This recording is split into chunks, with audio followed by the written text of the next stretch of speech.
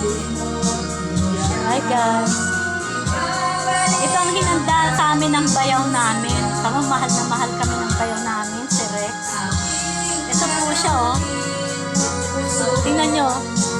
Yung bayaw namin, mahal na mahal kami. Ayan, oh, pinagbabalat pa talaga kami guys ng ube.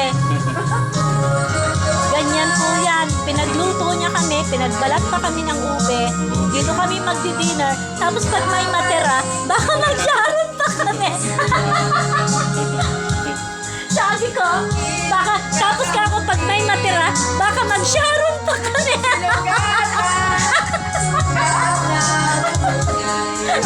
Ayan guys. Hello. Ayan, ito po yung turon.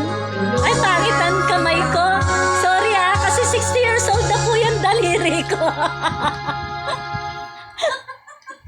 Ayan po ang 60 years old na may hawak na turon. Ayan po yung 60 years old. Kamay po yan ng 60 years old na may hawak na turon. Okay guys, bye-bye and God bless everyone.